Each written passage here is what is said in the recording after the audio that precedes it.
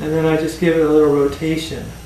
Again, I'm trying to feel how tight the tendons are going up on the knee and on the ankle, so I know what to work later. And then I fold it and cross my, oh, sorry, I forgot. Then we push on the hamstrings again. So the hamstrings are so crucial in terms of the whole body, so being flexible. So really, we work those hamstrings a lot. Okay, so in our culture with it, doesn't use the legs very much. We kind of sit all the time. And this is actually worse for the hamstrings. You seem to be better for them, but they actually become very brittle. And when they become brittle, they are even tighter than they would if you'd be working them, because they're not used to work. So now I'm pulling the calf away from the bone. I can pull with both hands. It really doesn't matter. Depends how much time you have. And then I make this sandwich with my hands and squeeze and pull. So the quads are, the hamstrings are so important then, because people complain that their backs are sore, but they don't realize it's because their hamstrings are brittle. They're like, instead of being very flexible like a rubber band, they're just cookies. And when you touch them, they just shatter. They're so crumbly, and it's because they're so brittle, they just don't get enough work. So it's the combination of sitting and not stretching that really destroys people's backs. So this does both. We actually get a stretch, and we're actually working them a little bit with all these movements. So Parmesan is really great for this culture we just did, if you know about it. So right hand in front, left hand on top, and pull. Pull. Again, I'm pulling the quad kind of away from her towards me as I'm stretching the leg. So still, again, I'm stretching those hamstrings, also working the attachment point with the bottom, with my foot at the bottom here. Okay, then we do the other side. Again, pulling the quad away, rotating. Now while it's up, I just fold it and drop it. Come up, bring my knee, start inserting. Right into the hip joint, right into those hamstrings.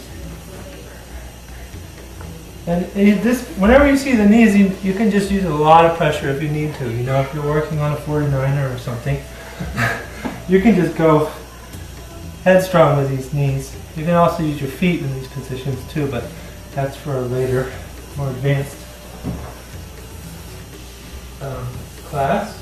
So now you're going to take the leg, lay it on the pillow, and give them a little stretch. You're going to open up the chest and the ribs and the hip joints. You can press on the straight leg, the bottom leg. Make sure it's okay. You can also work, from this position you can work the IT band really easily. It's nicely exposed. So all these body positions are to help expose the muscle. Then you're going to turn your body. Let's see if I'll stay here, but you can have your knees pointing towards your client. But I'm going to stay here so this camera can see. And then you start doing these points, and they go like 1, 2, 3, 4, 5, 6. And then you just pick a couple and hold them. And I like to use my elbow, but if your thumbs are strong, you can do that too. And you just feeling them out. Whenever they feel something, ask them to exhale, to release that. And in the beginning, they'll feel kind of sharp tingling, and then that'll kind of leave, and it become like a little buzz, a little buzz kind of feeling in their leg. But in the beginning it's a little pointy. That's okay. That will leave if you hold long enough. So again, you just hold for maybe 10 seconds tops. Just long enough.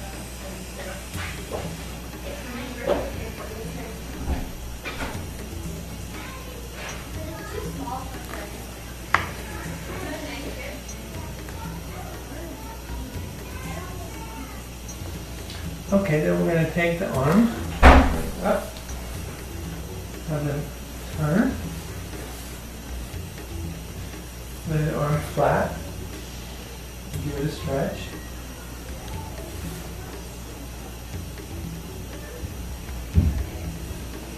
And press on it a little bit.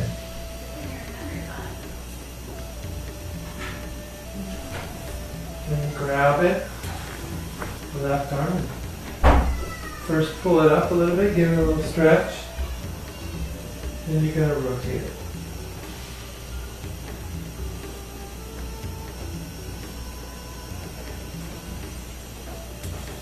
You can go both directions. And just rotating the arm transverse to the muscle. You can go all the way up to the fingers and pull them. A nice hand stretch. Pulling with the fingers. Then you're going to put your knees next to her spine. Oh, before you do that, you can also walk up the spine with the hand in this position.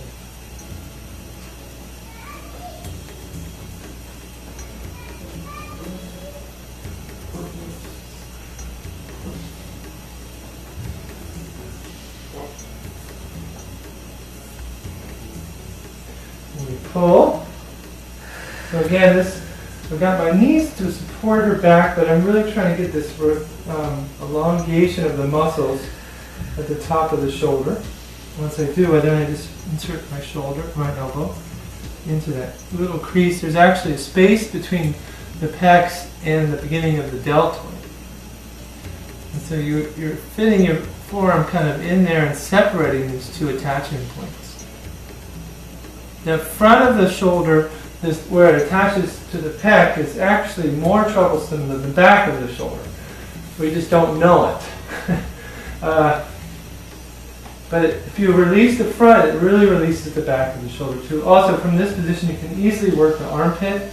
A lot of systems love to work the armpit to get to the shoulder, but it's been for a more advanced massage class. So then, put the fingers underneath the scapula and just pull it away from the body.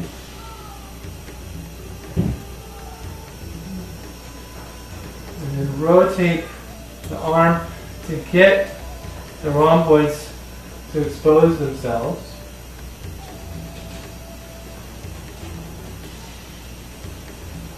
And then you can switch hands if you like and work the top where the shoulder and the traps are kind of connected. Pull them away. And also rotate the arm in this position to again expose the traps in a different way, and it lifts the scapula away from the spine. Then you take your thumb and you can walk up the base of the neck. Then scratch. The head just squeezing. You can do that with the neck too, just squeeze. Again, body positioning is really important. That's something that I need to teach you in person though. Just try to watch what I do and see the angle of how I am facing the client. Okay. I like to give them a little stretch here at the end. Go back to this.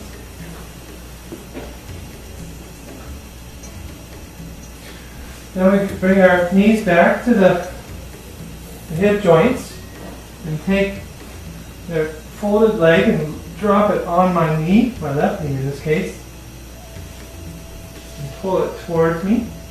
Again, to open those hip joints, to really encourage them to be open and relaxed.